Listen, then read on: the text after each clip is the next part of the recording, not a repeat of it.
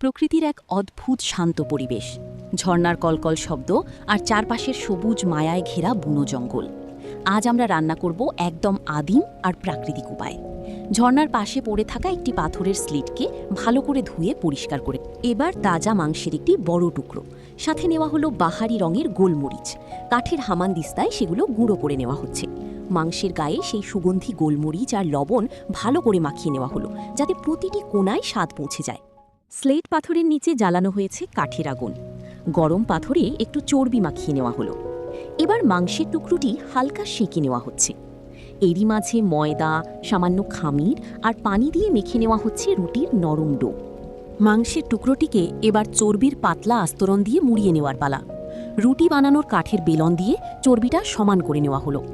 এরপর সুতো দিয়ে শক্ত করে বেঁধে রোল তৈরি করা হলো, যেন ভেতরের আর্দ্রতা আর স্বাদ আটকে থাকে।